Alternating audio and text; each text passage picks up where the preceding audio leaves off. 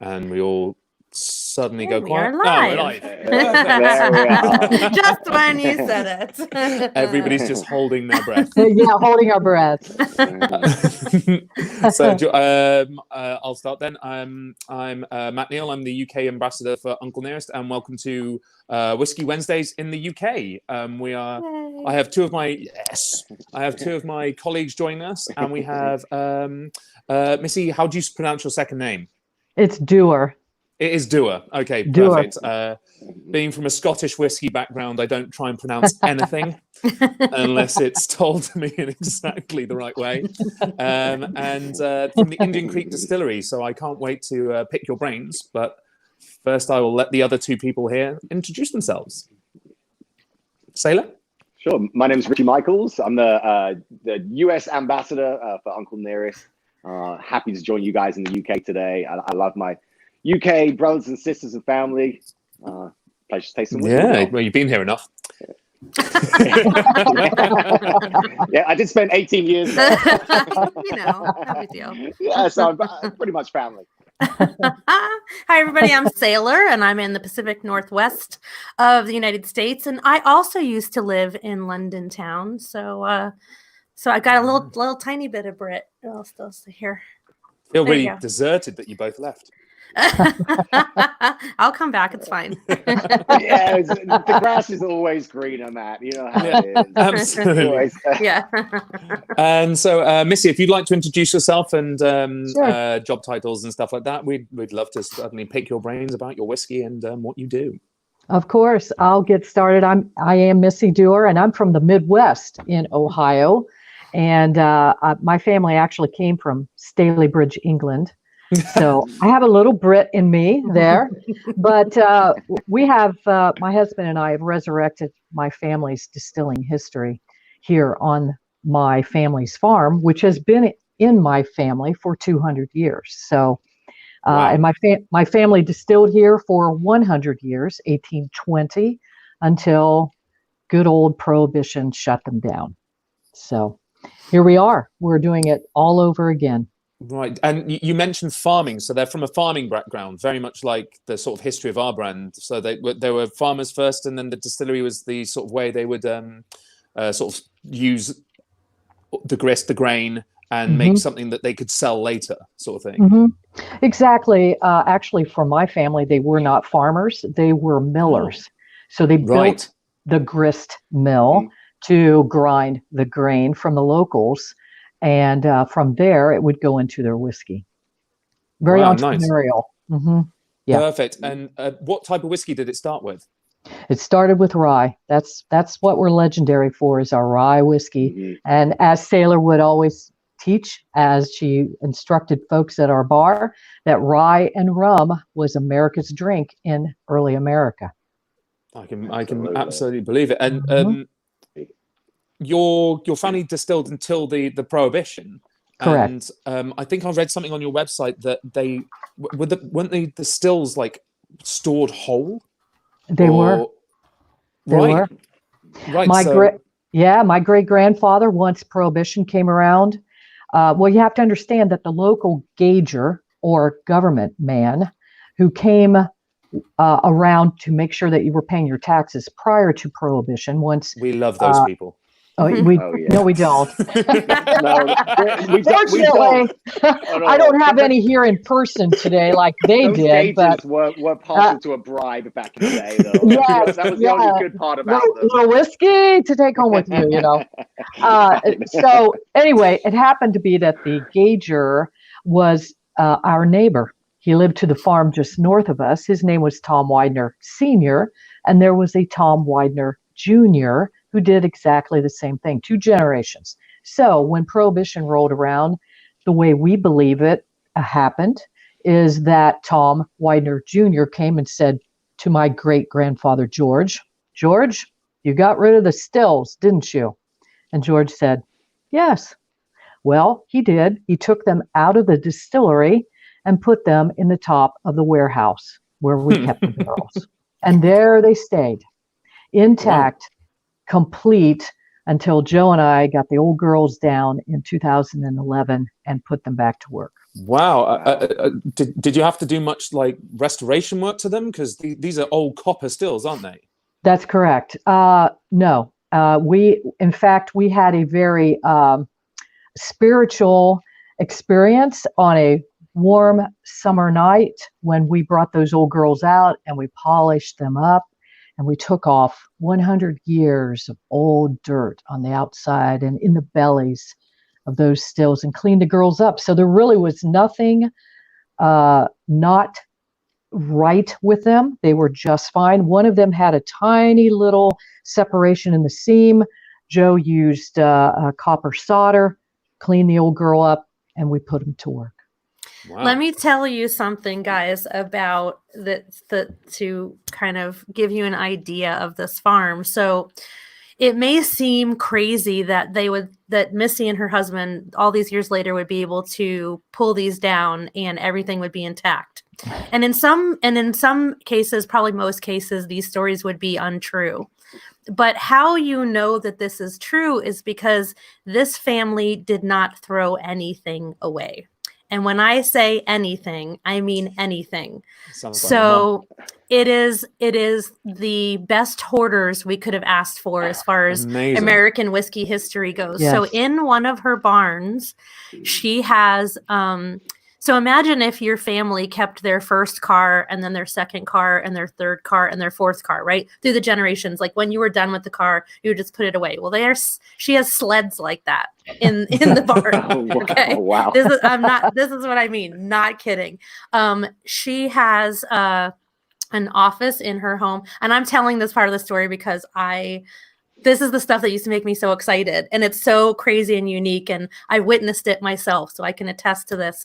There's an office in her home that is still Elias Staley's office. And it was respected as such throughout the generations. And his paperwork is still in the drawers. And I have looked inside those drawers and smelled them and was afraid to touch anything. And Missy has journals. So each generation who was responsible for distilling would journal. And so Joe has kept on that tradition, Missy's husband, as the Maverick distiller. So you can ask for a date, right? Right. May 13th. What was happening in 1850 or 1900? So Missy, you have the journals with you. I do, actually. Oh, wow. What were daily journals? Yes. Yes. For like the entire distillation, sort of the sort of history. That is correct. Okay, we're going to start with Elias. It says Stillhouse, 1833. And I picked May 13th, as Sailor suggested. And so here we go into May 13th. And it says, May 13th, to John Garver, to 35.5 gallons of whiskey at 25 cents per gallon. And then another 332.5 gallons of whiskey at 25 cents per gallon. And he owed him, about $1. And so he has his information here, if I can have you see that very well, where you see the actual, this is Elias's handwriting, and he is actually journaling in here. And so that's Elias. And then I also went to Simon, who was his son, who is my great grandfather. And I thought you would get a kick out of this. Okay, here's Simon Staley. He has a smaller journal. His says, Simon Staley, book accounts for 1857 and 1858. Rye that I received for Stillen. And here's August. He received 46 bushels, and it goes on down. And it tells what he did. Here's rye. He's running rye. He's running rye. He's running rye. And then over here is George's, one of little George's books he kept. When they would get advertising in the mail, you don't let anything go to waste. You would write your little journal in the extra places there as you read about the advertisements for from everything from impotence to Wow. women's problems. So anyway, here's George, November 25th, 1903, mashed yeast at 10:45. It was set at 12:15. Yeast it back in, and it was set at 12:30. He took out 9 gallons of whiskey. And so anyway, it goes on. And here is another one where he is Dublin, Doblin, Dublin. And he's Dublin rye. And I just love this because it's 1856. This would have been Elias. I'm back to Elias again. So here we go. We've got Dublin, and it's Dublin. It ain't doubling, it's Dublin. Dublin. Dublin. And so we've got, he calls it D.O. after a while. It's like, I ain't writing that Dublin out anymore. I'm going to put D.O. And so he's Dublin rye. So for 56 and 57, 1856 and 57, all he did was make rye whiskey those years. So Amazing. Anyway, yeah. And then I have Joe's. Cool. A little more modern today, but here's Joe's. Here's May 13th from 2016 for Joe. What was Joe doing that day? And Bruce. No, anyway, Sailor understands Bruce, but okay. He cycled the heater, he siphoned the still, and he moved the tubs. He cleaned the tubs, and he cleaned the still house with the mop, and etc. That's what he did. So you're continuing it. It's handwritten and continued today. Yes. That's a nice touch. That's Yeah. lovely. That is. I'd That's like to really apologise for my tripod breaking and you getting Oh. a view of my Yes, I wrist saw that. just then. Yeah. Yeah, It's fine. I was wondering what was going on. I was didn't going mean to put shake that you in up. the corner, but no, it's not that I'm drunk and can't work it or anything. Oh, sure. Darn. But So- sorry, after you said Sorry, I just wanted to. So you talked about your family being millers, and if you would talk about the mill just for a moment, that's on the property, so it stands right next to the new still house that you built, and that mill is significant in its own right. It is. It's Ohio's oldest original standing grist mill. It's 1818. It was built by the Staley boys, as we call them. That would have been Elias and his 2 brothers. And it is 3 run of stone, which means that it is a very large commercial grist mill. Elias thought he was a big thinker. And so you have to understand that he owned the first distillery in Dayton, Ohio, as well. And he sold that distillery once he completed the grist mill. Upon completion of the grist mill, the gentleman who owned this farm at that time passed away. So Elias moved here because he knew the potential here, and he wanted to probably get out of the big city of Dayton, which probably had all 500 people in it. But anyway, he came up here to Miami County, which is a county north of Dayton, settled here, built his distillery across the road from the grist mill, very clever, so that when people drove through and dropped off their grain, they would obviously go to the distillery and get some whiskey in a jug, no bottles. Frontier distillers, you got to remember. And also he had a sawmill, which we still have that sawmill as well, and it's 1820. So this is called today in the historian verbiage that this is a pioneer industrial agricultural complex. And we are told that we are the only one remaining in the United States today. Intact. Intact. Yep. With the original acreage, the buildings mainly, and everything that's here. In the same family. I'm the 6th generation. There are 8 generations of us that carry on because I have grandchildren. And it always is amazing to me what was in that early American man that created this. I live in his house, built in 1825, that was built for his bride-to-be, and it's still here, and we're still here, and we're making whiskey. I have to pinch myself sometimes to actually bring that to reality. You know, it's like it can't be true, but we're making whiskey, and we're using the original recipe. Fortunately, George, my great grandfather, wrote it down.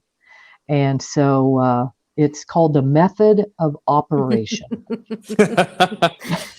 So Sounds good. when Maverick Distiller Joe tells the story at tours, it's and only Joe can tell it the right way. I can't do it justice, but when he talks about and Joe, you know, is a mechanic, and so thank God he had that prior knowledge, which I don't know if you guys would have been able to do this without that.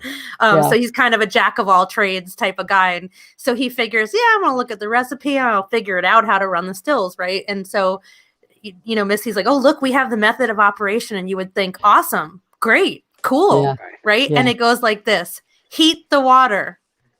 And the way he does, that's it.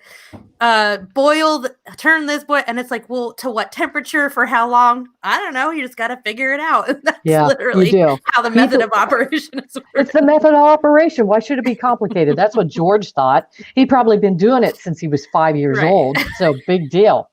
But it's heat the water up. Okay, sure. Cool the water down. Sure. All right. Yeah. So anyway, leave it to Joe. He figured it out. But one reason why we did, and I should have brought this with me, we found a book that was written in 1808 that is it's called the Practical Distiller. And it is exactly the method of operation of how we use our stills. So it is literally his Bible. I should have brought it. He's got sticky notes, and he has handwritten things, and it's worn and it's loved because really we couldn't have done it without that method of operation book. That's amazing. We've just got a question from somebody who's watching, and they were asking if you use ancient strains of grains to make the bourbon, or where you're sourcing your grains from and stuff like that.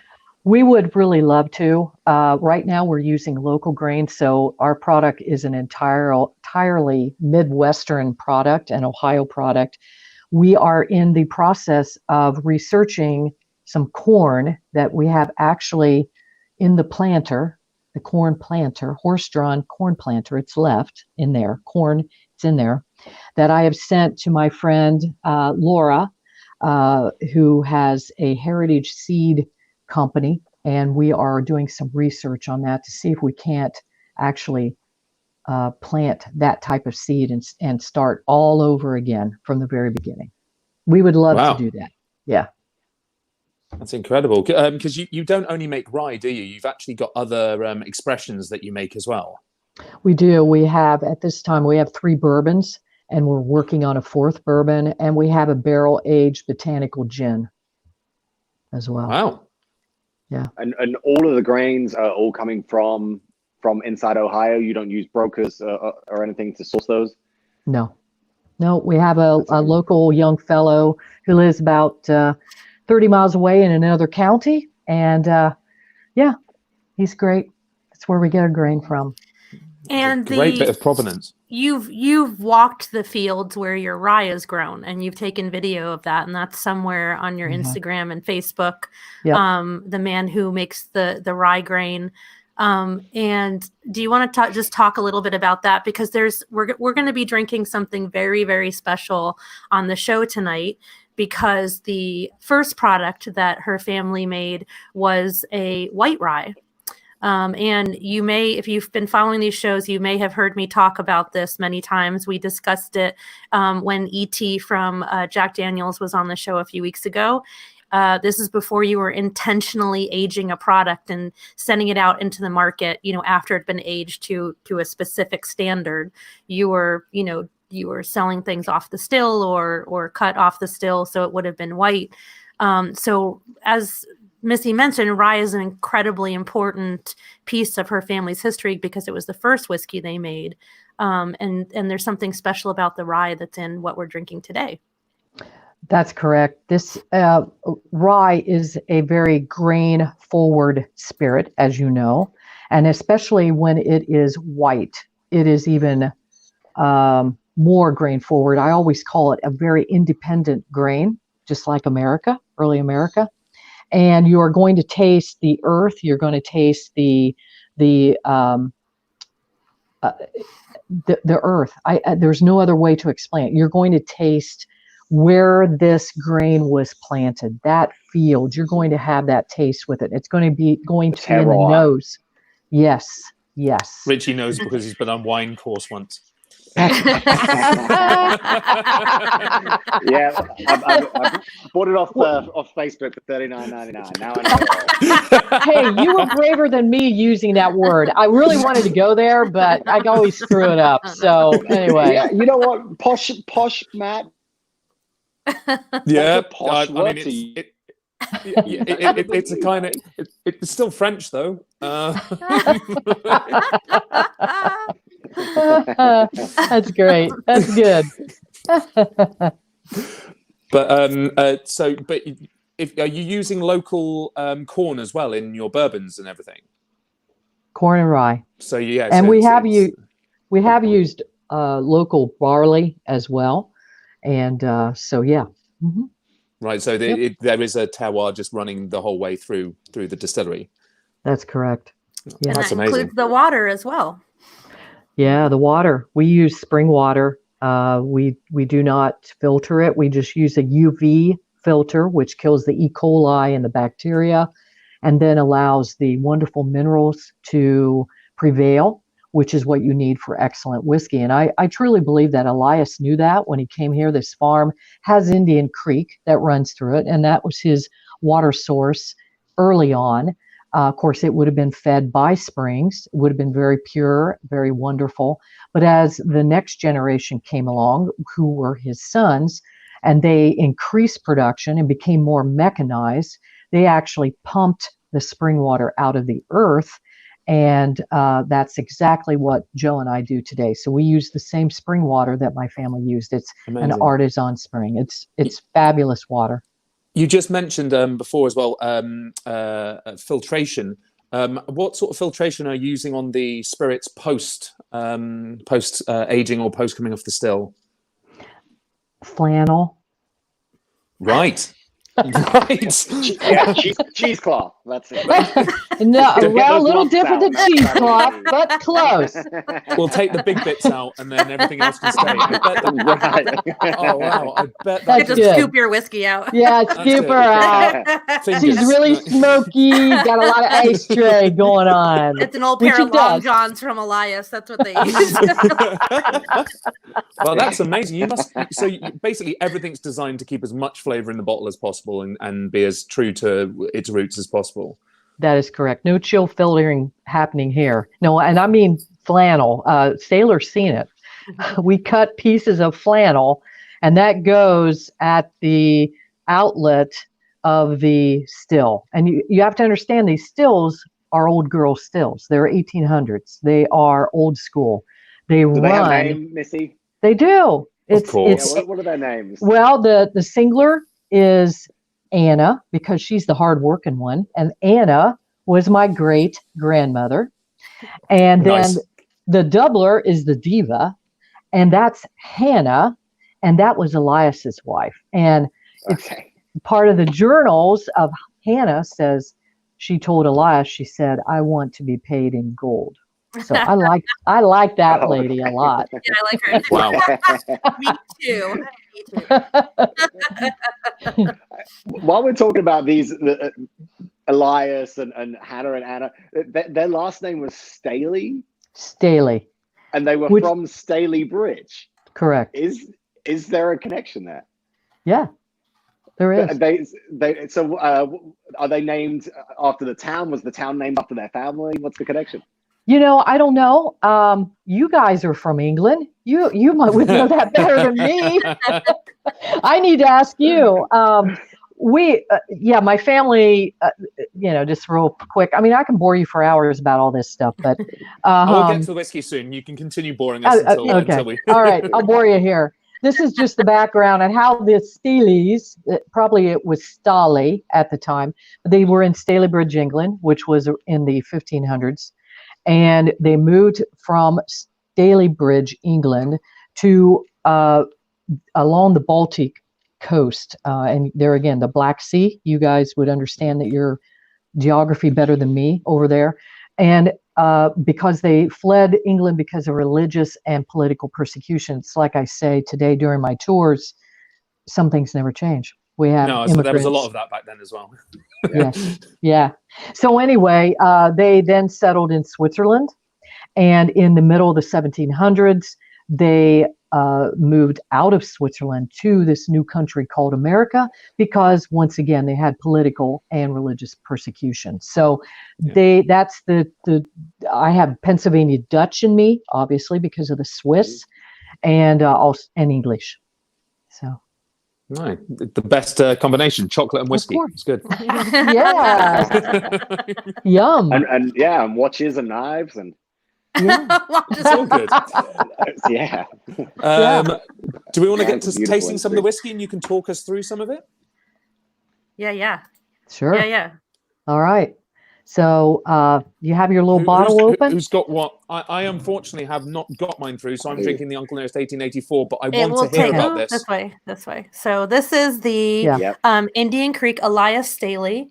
And this is, like I said, this is their white rye. And as you know, as we've talked about the stills, it's double copper pot distilled. Mm-hmm. And I used to stand at the tasting tavern bar every week telling this story and going through this tasting over and over and over, which I adored. And this was the spirit that was memorable. And you guys had just come out with the bourbon when I started with you. And although, I mean, it's a massive seller, I had the most fun with this because people would look at it and be like, what's this, White Dog? And I'd be like, don't let Missy hear you. Don't let Missy hear you say that. It is not White Dog. This is liquid gold in a bottle. It's very, very special. There's nothing like it. I'm really excited to try this up against another white whiskey that I just received. But something about rye in specific is very special unaged. I used to say that for me, this in specific, and of course we're talking about, I mean, it's very, you can't really make this without these super old stills and all. I mean, the copper contact you must get with double pot copper pot stills must be incredible. You are and correct. It's slow and low too, because those stills can't get as hot as modern stills do as well, which is interesting. But I mean, how many gallons are they of stills? The doubler is 110, and the doubler is 105, and the singler is 110. Oh yeah! Wow, that's some boutique whiskey. Yes, yeah, very much. I So. was about to say that. Yeah, that's beautiful. In this country, they're just over the legal limit for the smallest gin still you can have. Oh, really? Interesting. Yeah. Well, we're crazy about. We're a little obsessive about keeping our whiskey in copper as much as possible. So between the stills where it runs out then into the pot, we actually have original copper buckets that my family had. And so they're copper. They run into there. The holding tank, the first holding tank is copper. Mm-hmm. So we're kind of over the top with the copper thing because it's a very important factor in our taste and the flavor. What condenser are you using? Are you using shell and tube or worm tub? Worm tub. Worm tub. Ah, nice. True worms. They're copper. They're the original ones. Yeah, and they're called worms, and they look like worms. Wow. They don't act like worms, but they're worms. Yeah, those old worms are quite delicate. It's amazing that they stayed intact and didn't break all of that time that they were in storage in your barns. I know, it's just amazing to me. It's crazy. It's hard to my believe family. Too. Unless you're there, you just can't even. And all the factors. It's similar to the story of Uncle Near. It's like all the factors that had to happen for this story to come to light, for certain things to be preserved. I mean, Missy, you're an only child. You don't have siblings. your mother had one sibling that never married and had children. And if you have a large family, you understand where I'm going with this. There were not a lot of people to fight over inheriting or splitting up property, or someone that came in with a crazy wife and was like, let's get rid of all this crap. You know, it just didn't happen. And so that reverence for your family's history, although you couldn't distill for so many years, you kept it. And I think it's because you were such a small family. Yes. And then, you know, just the way the farm was passed down, and the how the house is so intact and everything. I mean, I could stand up in the tasting room and I could see even the race mills, even though they haven't been used since. When did they change from the overshot wheel on the grist mill to modern? Was that early 1900s? Yeah, early 1900s. They went to a steam engine.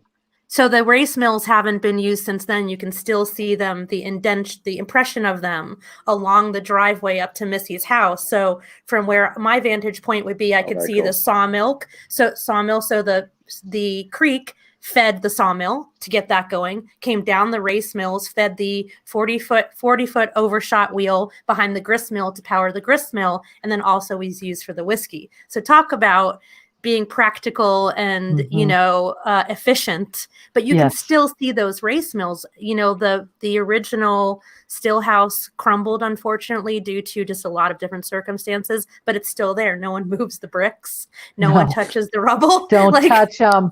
No. Amazing. The closest we've ever come is we took pictures of bottles on top of the rubble, and that was it. But untouched. Right. All this stuff, the overshot wheel rotted part of it. Because it wasn't used. Whatever was there is still there. It's all just untouched and intact, and you just don't find this. So unique. You're right. You're right. That's why our spirits have to be unique too. Yes. because of all this, you know, this is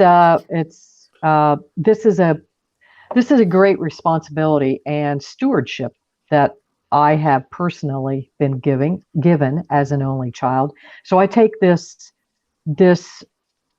opportunity very seriously, and I'm serious about this. So it means a lot to me. I want it to continue on with a very excellent and professional and treasured feel to it and to the spirit. So when you drink it, I want you to taste early America, and that's really what you are tasting, especially with this white rye. Well, I know that Richie has a massive thing for mouthfeel on spirits, and how they actually coat and affect the physical effect of your palate.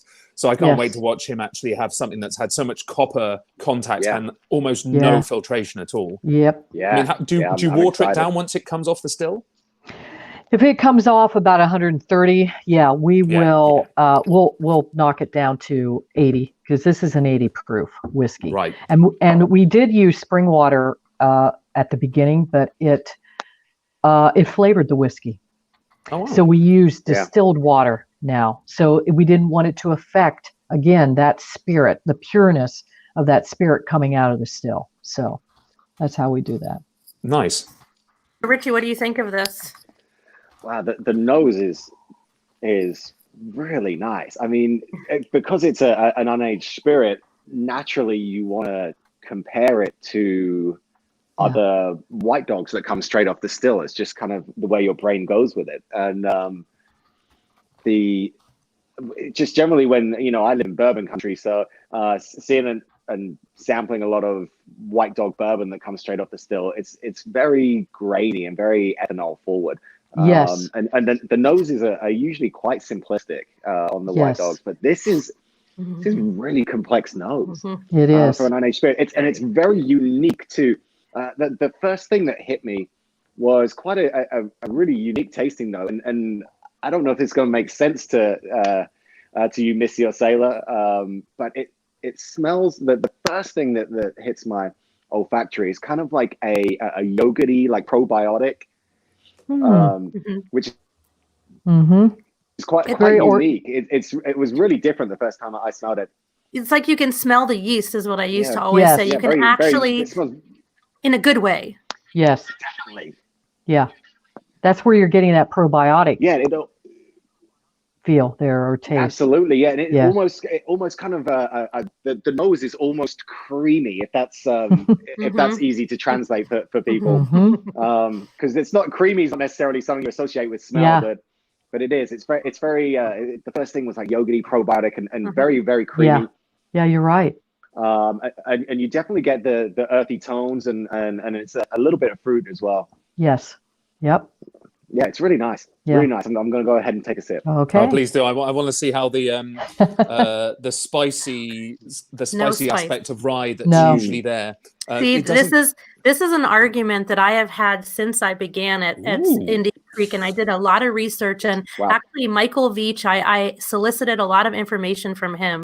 And I am of the school that I do not believe the spice comes from the rye, and this proves it to you.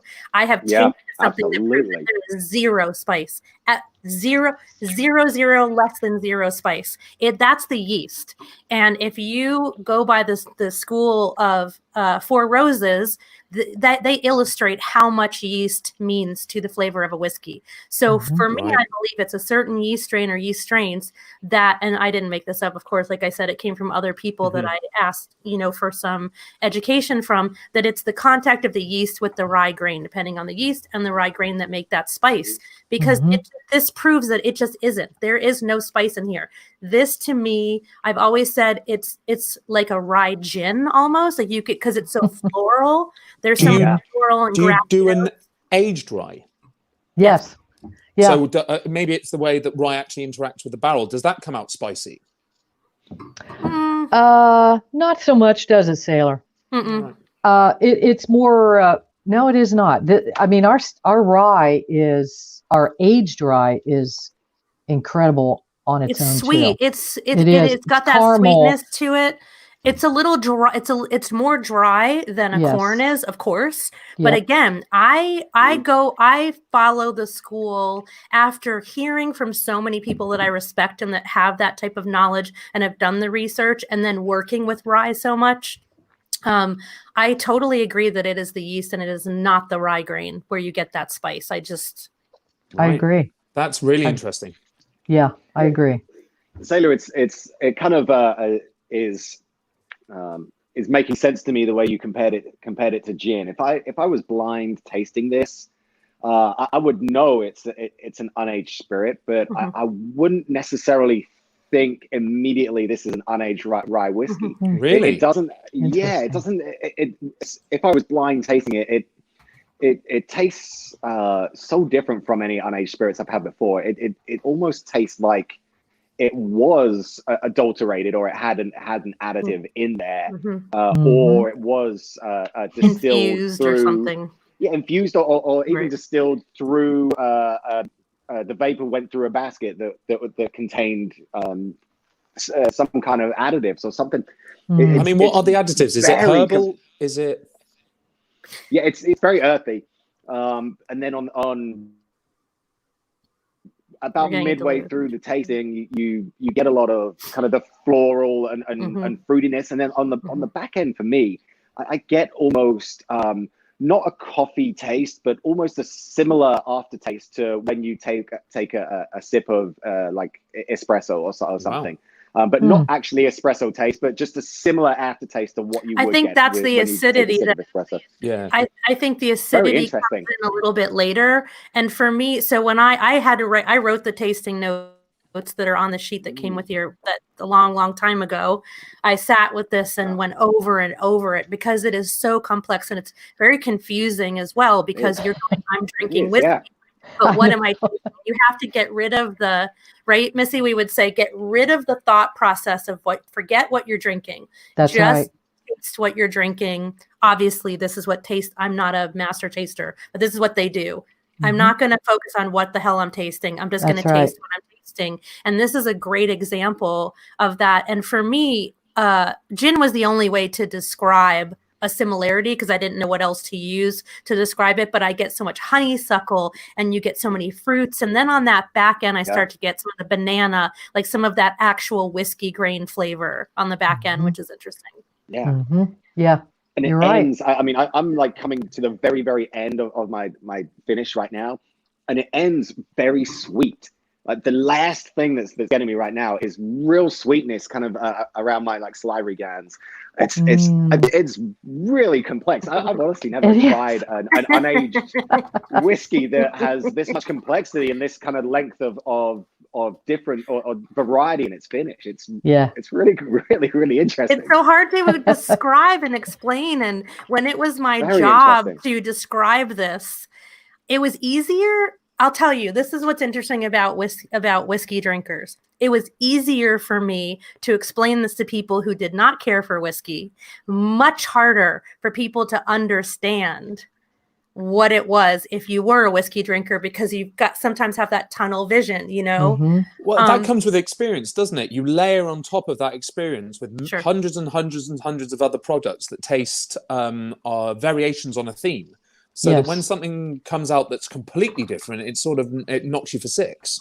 Yes. Mhm. Yes. And this is why I hope now, Richie, you understand why I'm always flipping out over this damn rye, right? You get it now that it's just like, because it's like, no, you have to try it. You don't understand. I can't explain it. Just try the damn whiskey. Yeah, it's so different, and it's got there's a lot of kind of tasting notes in it that are reminiscent of unaged or very young rums as well. There's a lot of like the sweet elements are in there too. Good point. Yeah, it's Yeah. very unique. Yeah. Very unique. Yeah, Very complex. it is. It makes what it really makes me think of is with that amount of complexity, it makes me wonder about your cutting your heads and your tails. What's the process there? Do you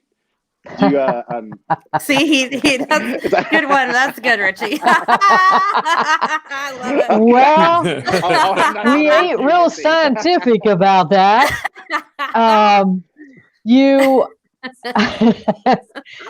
It's when it comes off, when those heads are coming off, you taste it and you smell it and you feel it and you know that those are the heads. And Joe has that down to an art, and he had to learn that. No one taught him how to do that. So when he cuts that, he's looking for those three things. And then it moves into the hearts. And that's really, for us with that pot still, a fairly short run. And then the tails, we'll go through, we'll finish most of those off as well. But cut them off when it's intuition. I don't know how to explain this with him. He would just say, it's time. I can taste it again. I can smell it again. I'm done. She's done. Yeah. She's done. And that's what makes Joe an artist. Yes. Yeah. And what he does. Yeah. Yes. And there's the interesting thing, and I think that it's funny if you watch people go through this tour, the people who have been through whiskey tours before or understand how whiskey's made are shocked at the lack of gauges and equipment. I mean, the direct fire, these are, it's heated by direct fire. They don't use wood. Thank God they use propane. We make jokes about Bruce, who we love, who works in the distillery, would not have arms and legs left. So the direct fire was modernized. And then there is a gauge. And then there is a pumping system, modern pumping system. So we're not using buckets of water. But that's it. That's literally it. So the longer I worked there and the more from every day I would come to work, and if we were, whatever part of the process was happening, because it's a very small still house and I'm literally above the girls. And let me tell you, I knew exactly when we were distilling, because it would be 8,000. I'd be like, am I in menopause? What's happening here? we just like, it's the change. All of a sudden. Yeah, all of a sudden. I began to know also what was happening by smelling it. And not that I had any experience with that before, not that I could articulate it in a very intelligent way.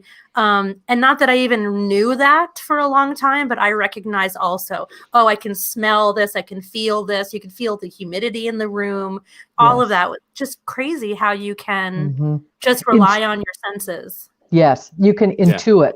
Yeah, it's Yeah. and she mentioned the gauges. Joe put gauges. It broke my heart because I'm a preservationist. Obviously, Oh my I god! come from this family. No, and I'm just not a needed to know. Don't even hoarder. get me started. Dang on it.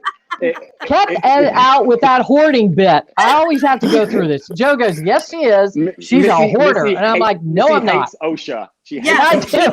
hates OSHA. Oh. OSHA. What are you talking about? Don't even We get don't- me going on that one. Oh, don't get us going. We're rebels They all the way. still have. I make a joke that I'm gonna hide the pencils one day because I know. I had to literally create the first spreadsheet and Jeez, be like, that's no, brilliant, you though. guys, you have to use the Google spreadsheet because someone spilled coffee or something on the damn thing written in pencil, and I'm like, ah!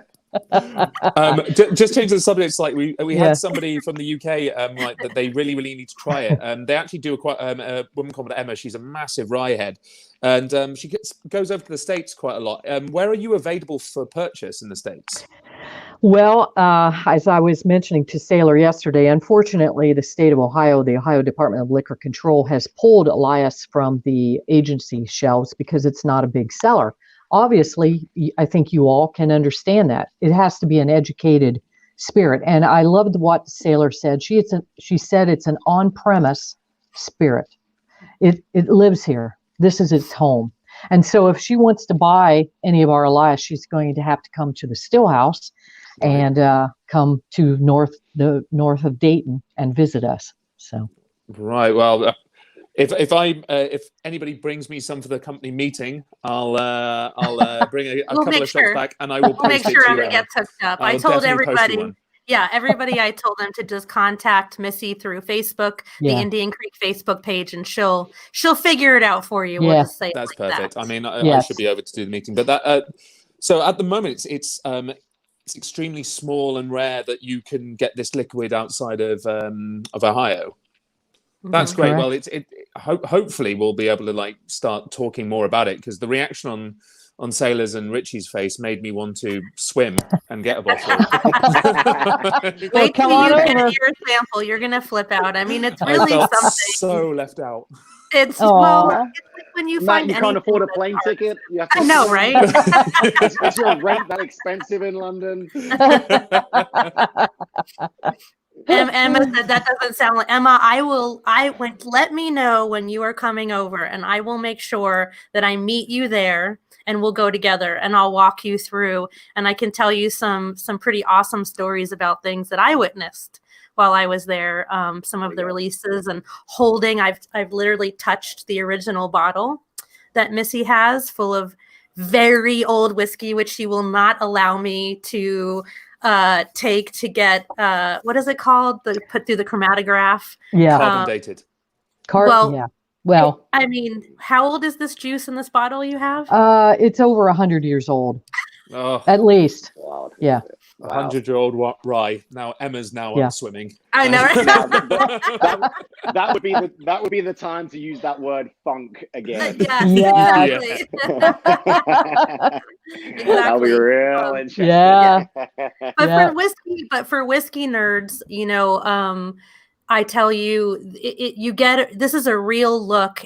For those of you who have been to Mount Vernon, to George Washington's distillery, and I have talked about this a lot. So they had to recreate that because it didn't exist anymore. And had they known, and had they done a little bit of research, really by merely Googling, they could have found Missy and Joe, who had resurrected before they had rebuilt Mount Vernon, and gotten a picture of what the original plans looked like. So you guys, if you want to see the original plans that were sent to the federal government for your distillery layout, Missy has them hanging on the wall in the still house, literally, copy, of course. So it is really, you get to see, what early American whiskey looked like and what early American agriculture looked like in a true, real form. Very tiny. This is never going to be mass production whiskey. It just can't be. But it is a really unique look into the past. And I mean, it's as a whiskey nerd, that if I'm ever in the area, that's a must. Yeah. Absolutely. Yeah, completely.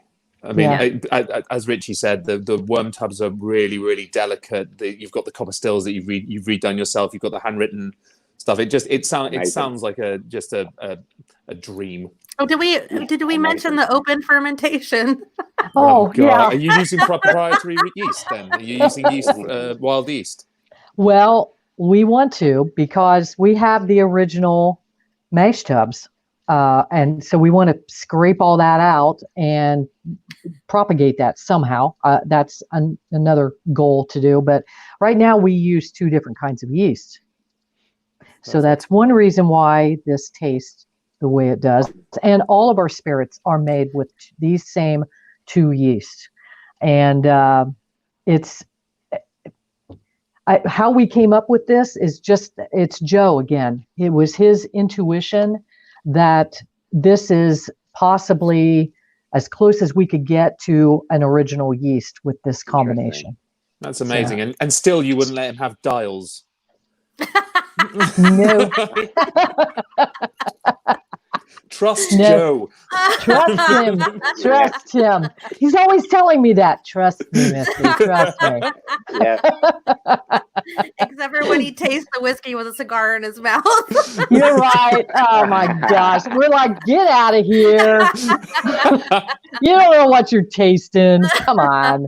He says it's good. He says every barrel, everything is good. This is good. This is good. Great when you're making cocktails. Let me tell you, every time I would make a new cocktail and I'd be like, Joe, try this. He'd be like, oh, Sailor, that's great. Now I'm like, yes, I'm the best mix-up. And then I realize I can't taste anything. That's right. That's why he needs the dials. That's right. Yeah. And the cigar. So, guys, if you want to see photos of what we're talking about, the Indian Creek Facebook page, the Indian Creek Instagram is very beefy with lots of photos and videos of the still house, of the farm. When you drive into this farm, and again, I am not exaggerating. I tell people, turn off your radio if you can. If it's warm enough, open your windows. When you turn off, it's kind of like a rural highway road. You're going to turn onto Staley Drive. And you will feel something very similar to what I felt when I was able to have the tour with Fawn and go to the Dan Call farm. There's something very present there on that property. You know, the weight of the history of that property is present. And Missy's farm has something very, very similar. And you definitely want to take time to look around outside and take a look at that grist mill, and you can peek from across the street the sawmill, and really just look at everything and feel where you are, because it's a very special location on planet Earth for sure. Thank you. That's amazing. That's amazing. Well, I think is it time to wrap up? I think so. Yeah. I think so. So thanks, Missy, so much. You're very welcome. My pleasure. I mean, thank you. It's been wonderful. It's been a great laugh as well. It's fantastic. So everybody, if you can get any of this white rye, definitely do. I have a feeling my internet's just stalled. There you go. There's a little bottle there. There you go.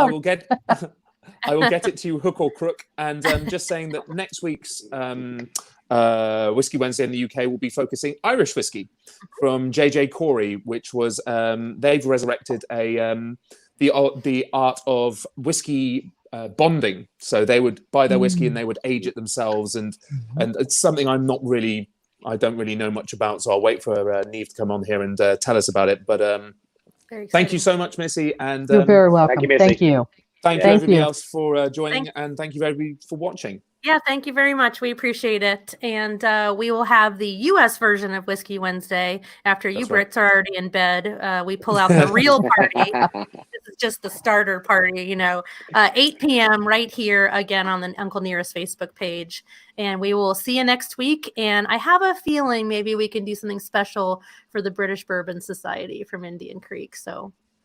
Oh, that would be amazing. Yeah, talk to me about that. I mean, I know there's a lot of people who'd be very interested. We'll talk. Good night, everyone. Good night. Good night. Bye. Well. Bye-bye.